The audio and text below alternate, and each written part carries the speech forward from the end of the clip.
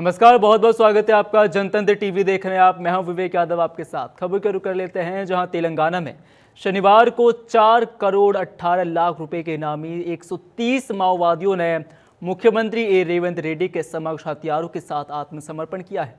आपको बता दें, इन माओवादियों ने 124 हथियार और 5205 कारतूस सुरक्षा बलों के सामने जमा किए। यह हाल के वर्षों में हथियारों के साथ हुआ दूसरा सबसे बड़ा आत्मसमर्पण है। इससे तेलंगाना राज्य अब लगभग माओवादियों से मुक्त हो गया है। इससे पहले जगदलपुर में 210 माओवादियों ने हथियारों के साथ समर्पण किया था। बता दें कि माओवादियों संगठन का कथित प्रमुख थिप्परी तिरुपति उर्फ देवजी भी पिछले दिनों तेलंगाना में समर्पण कर चुका है। वहीं आत्मसमर्पण करने वालों में पीएलजीए हिंसक एंड्री करिथराम उर्फ Uike Kallu, Korsa Lakku, Dandakaranya special zonal committee की सदस्य चालसानी नवथा उर्फ चंद्रा और आरसीएम सदस्य इरपा रामू उर्फ विनोद शामिल हैं। ऐसे में सुरक्षा एजेंसियों के अनुसार इस समर्पण से माओवादी संगठन का हिंसक दल पीएलजीए ध्वस्त हो गया है। वहीं दल का प्रभारी हिडमा मुठभेड़ में मारा जा चुका है। ऐसे में जबकि दल प्रमुख बारसे देवा पहले ही समर्पण कर चुके हैं, वहीं माओवादियों ने सुरक्षा एजेंसियों के सामने हथियारों का एक बड़ा जखीरा भी सौंपा है।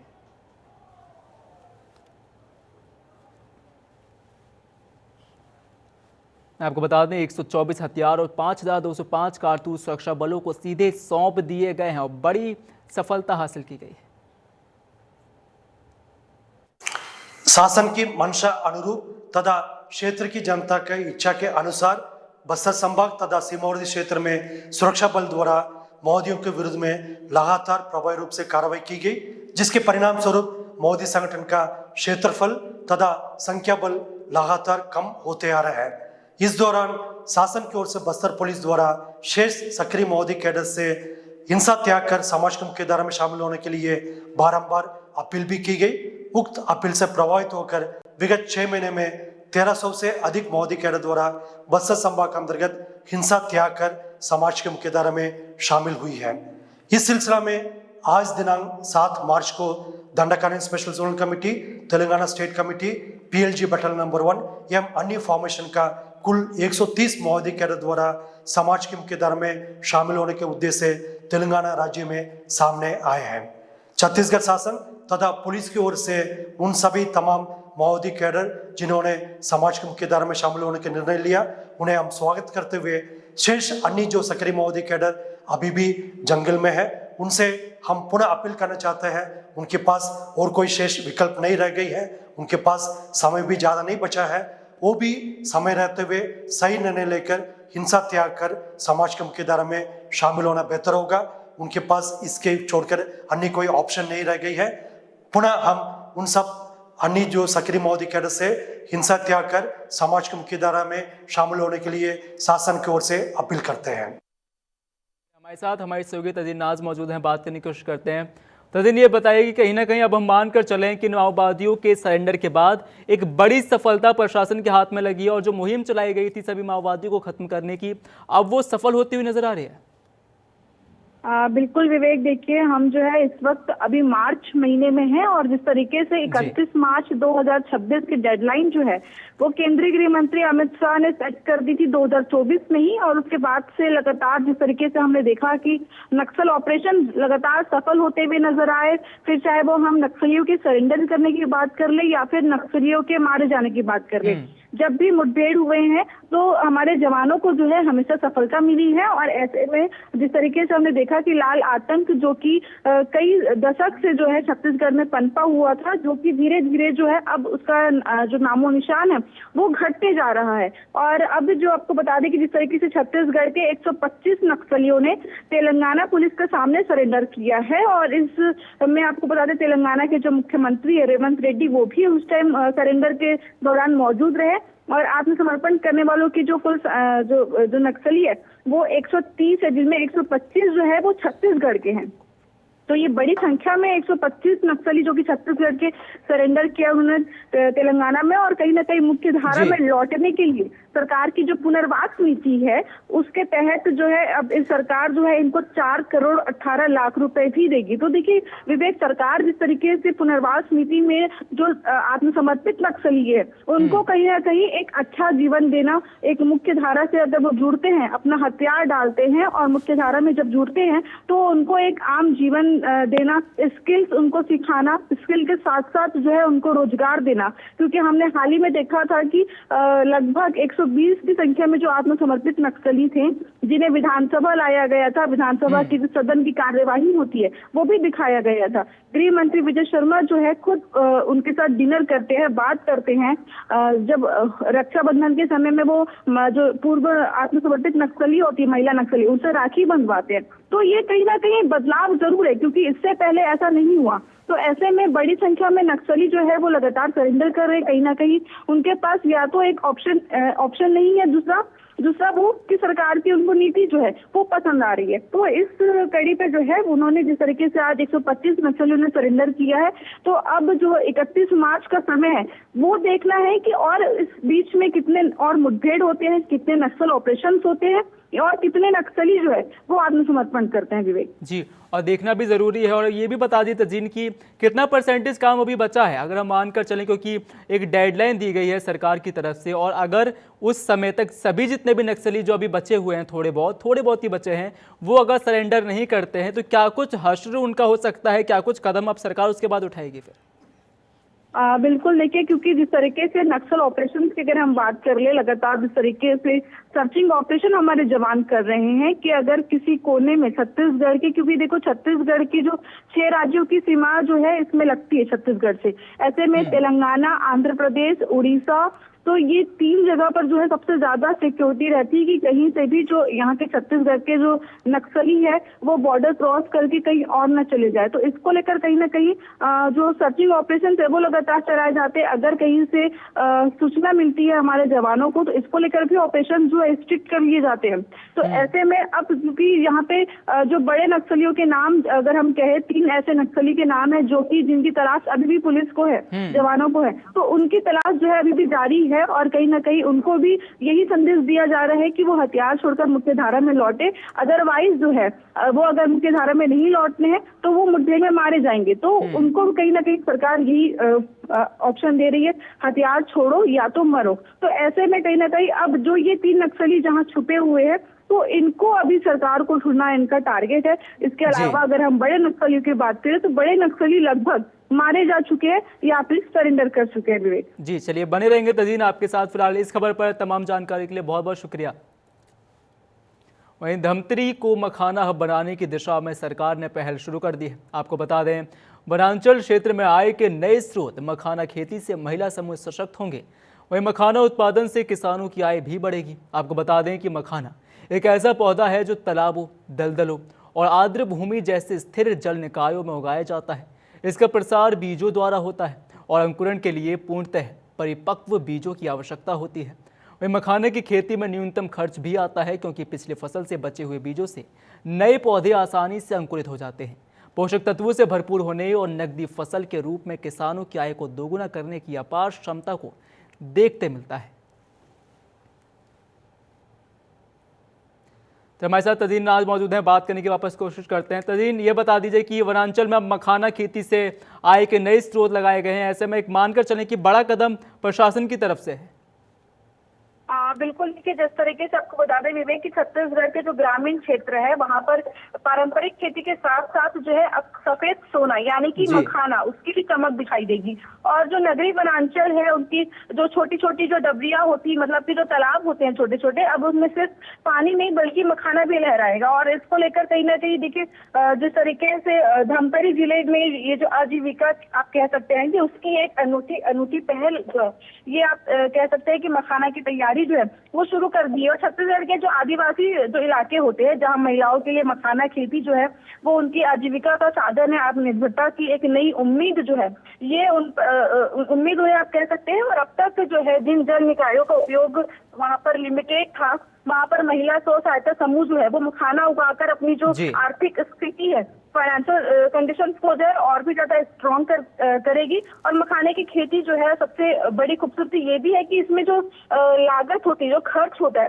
वो बहुत कम होता है। तो जो ऐसे में कहीं ना कहीं जो वहाँ के लोग हैं, ग्रामीण हैं, उनके लिए ये बड़ा एक तोहफा भी साबित होगा कि उनके ऊपर जो आर्थिक बोझ होता है वो भी इससे कम होगा। तो मखाना हब जो है ये कहीं ना कहीं धमतरी बनने को तैयार होने जा रहा है। प्रशासन ने इसको लेकर 100 एकड़ की जो जमीन है उसमें मखाना उत्पादन के लिए 100 एकड़ की जमीन भी चुनी है और 25 एकड़ रकबे में मखाने की जो फसल होती है वो तैयार करने की हलचल जो है वो भी शुरू कर दी गई है। तो ये आप इसे नवाचार भी कह सकते हैं कि जो धमतरी को एक पहचान पूरे प्रदेश में दिलाएगी मखाने हब के रूप में। और कहीं ना कहीं ग्रामीण महिलाएं जो है उनकी भी इससे किस्मत चमकेगी कि वो अपने आप को आर्थिक रूप से जो है और भी ज्यादा मजबूत कर सकती है और अपना परिवार जो है वो और अच्छे बेहतर तरीके से चला सकती है। विवेक जी, और हम ये मानकर भी चलें तज़ीन की अब किसानों की जो आय है उसको बढ़ाने में एक सीधे तौर पर ये अब कारगर साबित होने वाली है। ये कह सकते हैं कि किसानों की आय, क्योंकि जहाँ पर छत्तीसगढ़ में अगर कोई भी गवर्नमेंट है तो वो कहीं ना कहीं किसानों के लिए, महिलाओं के लिए सबसे पहले सोचती है, ये उनका कहना है। और ऐसे में किसानों को लेकर ये एक अच्छी खबर है कि अब जिस तरीके से धमतरी में महिलाओं को एक ऐसा बाजार मिलेगा उनकी कीमत, जो उनकी मेहनत है उसकी सही हो, कृषि हो या फिर औद्योगिक जो विभाग होते हैं वो सब खिलाई दी गई है कि गांव जाकर जो महिलाएं हैं उनको तकनीकी बारीकी जो है वो भी सिखाए ताकि वो खेती जो है वो अच्छे से कर सके, उनको किसी तरीके का नुकसान ना हो फसल के उगने के दौरान। तो उसको लेकर भी हिदायत दे दी गई है कि सभी तरीके से जो है उन्हें बारीकियां सिखाए और जल प्रबंधन और फसल जो है उसकी सुरक्षा में किसी तरीके की कमी ना रहे। विवेक बिल्कुल, बहुत ज़्यादा ज़रूरी भी हो जाता है किसानों के लिए सोचना, महिलाओं के लिए सोचना। फिलहाल बहुत बहुत शुक्रिया तज़ीन तमाम जानकारी के लिए। अंतर्राष्ट्रीय महिला दिवस के मौके पर बस्तर में वृहद महतारी वंदन सम्मेलन 2026 का आयोजन हुआ है। आपको बता दें, कार्यक्रम में सीएम विष्णुदेव साय शामिल हुए और महतारी वंदन योजना की 25वीं किस्त जारी की है।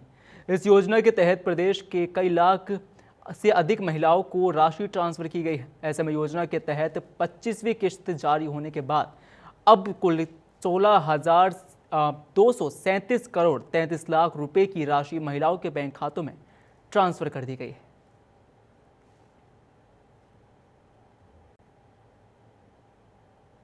जी, जिला पंचायत की अध्यक्ष भाभी श्रीमती वेदवती कश्यप जी, श्री श्रीनिवास राव मद्दी जी, स्टेट बेवरेज कॉर्पोरेशन के चेयरमैन श्री रूप सिंह मंडावी जी, अनुसूचित जनजाति आयोग के अध्यक्ष श्री भरत मटियारा जी, मछुआ कल्याण बोर्ड के अध्यक्ष श्री रूप साय सलाम जी, लघु वनोपज संघ के अध्यक्ष श्री चंद्रहास चंद्राकर जी, बीज एवं कृषि विकास निगम के अध्यक्ष श्री संतोष बाफना जी, श्री बेदूराम कश्यप जी, डॉक्टर सुभाव कश्यप जी, वेद प्रकाश पांडे जी, हमारे जिला के भाजपा के अध्यक्ष श्री बलदेव मंडावी जी, खेम सिंह देवांगन जी, श्री दिनेश कश्यप जी, पूर्व सांसद और जिला सहकारी बैंक जगदलपुर के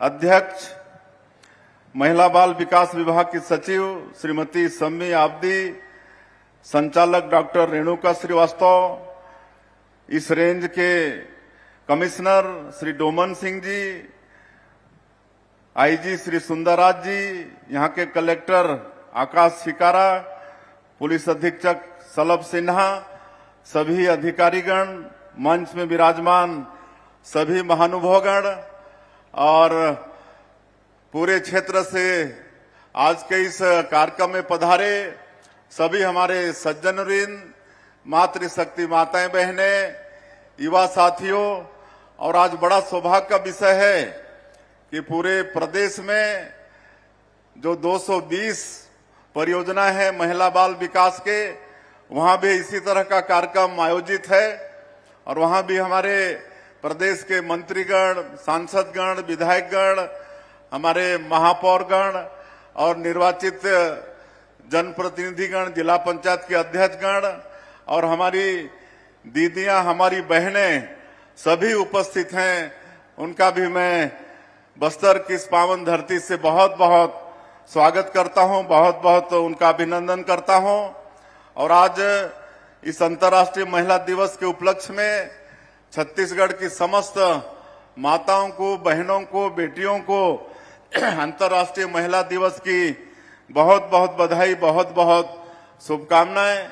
और साथ ही साथ आज महतारी बंधन योजना में जो करीब 70 लाख हमारी माताओं के खाते में आज पैसा अंतरित किए हैं, 25वां किस्त 1,000 रुपया, उनको भी प्रणाम करते हैं, उनको भी बहुत बहुत शुभकामनाएं देते हैं, बधाई देते हैं।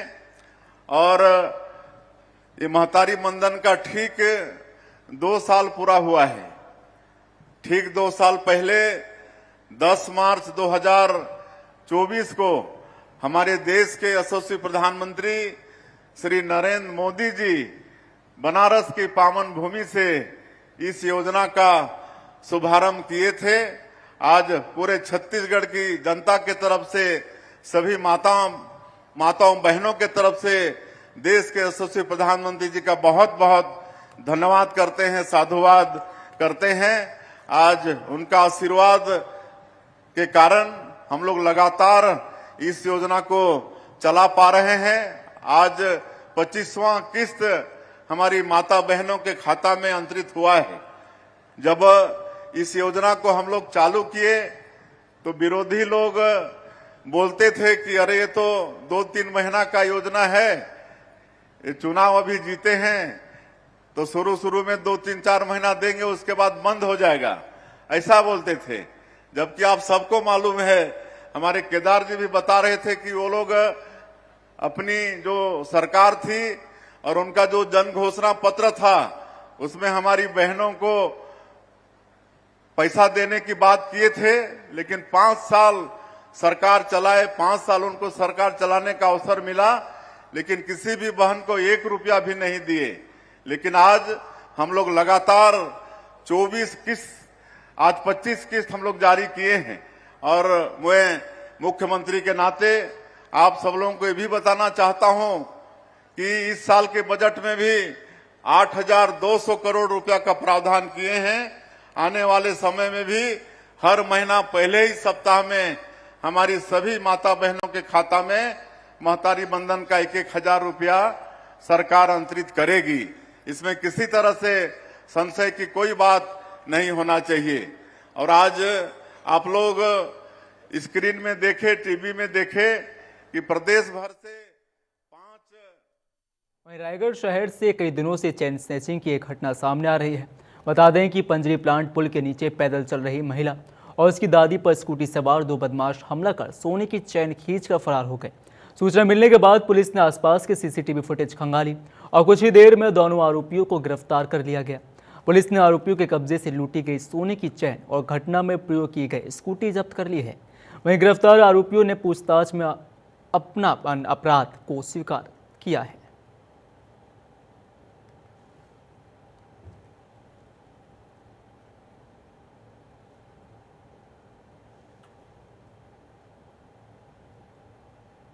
महिला अपने भतीजी के साथ पैदल जा रही थी। वहां पर 2 व्यक्ति चमार सिंह यादव और राम कुमार नायक, ये लोग वहां पर गए अपनी स्कूटी से और उस महिला को रोक के उन्होंने बताया कि हम पुलिस वाले हैं और हमें कुछ आधार कार्ड वगैरह की जांच करनी है। इसके बहाने उनको इंगेज किए और इसी बीच में उस महिला के गले में जो पहनी थी सोने की माला, उसे उन लोगों ने चैन स्नैचिंग करके वहाँ से भाग गए। जब पुलिस के पास रिपोर्ट आई, पुलिस ने सीसीटीवी को खंगाला तो उसमें कुछ लोग दिखे और उसके माध्यम से उनके संबंधित भागने के रास्तों पर गए। उन इलाकों में पुलिस के अपने मुखबिरी तंत्र से सूचना मिली कि ये 2 व्यक्ति संभावित हो सकते हैं। उन्हें लाया गया और उनके पास से लूटी गई चैन को भी बरामद किया गया। हिरासत में लेकर पूछताछ करने पर उन्होंने अपराध कबूल किया। संबंधित धारा का अपराध कायम करके इन्हें न्यायिक रिमांड पर जेल भेजा जा रहा है। अंतर्राष्ट्रीय महिला दिवस के मौके पर रायगढ़ पुलिस ने ये साबित किया है कि महिलाओं का सम्मान और सुरक्षा उनके लिए सिर्फ शब्द नहीं बल्कि एक्शन है। वरिष्ठ पुलिस अधीक्षक यानी कि एसएसपी शशि मोहन सिंह ने पुलिस कंट्रोल रूम में आयोजित धमाकेदार कार्यक्रम में बहादुर महिला पुलिसकर्मियों को प्रशस्ति पत्र थमाकर उनकी बहादुरी, समर्पण और दिन रात की ड्यूटी की सराहना की है। वहीं एसएसपी ने कहा कि हमारी महिला पुलिसकर्मी कानून व्यवस्था की मजबूत कड़ी हैं। वे आपातकाल में तुरंत रिस्पॉन्स देती हैं, महिलाओं की सुरक्षा सुनिश्चित करती हैं और समाज में सकारात्मक बदलाव लाती हैं। ऐसे में एसएसपी ने महिलाओं की साहस और ताकत को नमन किया है। वहीं रायगढ़ पुलिस ने महिला सुरक्षा को और भी मजबूत बनाने के लिए एक्सक्लूसिव टीम हेलो सिस्टर का गठन किया और एक स्पेशल हेल्पलाइन नंबर भी लॉन्च कर दिया है।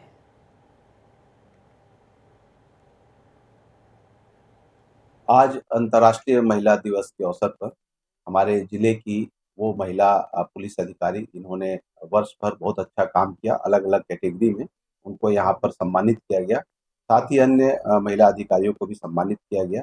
और रायगढ़ की महिलाओं की सुरक्षा के लिए, बच्चियों की सुरक्षा के लिए रायगढ़ पुलिस ने आज एक नया अभियान शुरू किया। हेलो सिस्टर नामक एक महिला रक्षा टीम को बनाया गया है और जिसमें एक हमारी एक्सक्लूसिव टीम होगी। जो टीम इस बात के लिए उसको दायित्व दिया जाएगा कि जिले की कोई भी महिला किसी भी प्रकार की अगर उसे प्रॉब्लम होती है पुलिस से रिलेटेड, तो वो तत्काल एक पर्टिकुलर नंबर हम दे रहे हैं, जिसका नंबर है 9479270533। इस नंबर पर कोई भी महिला 24 घंटे में कभी भी फोन कर सकती है और उसे हमारी स्पेशल टीम के द्वारा तत्काल सहायता प्रदान की जाएगी।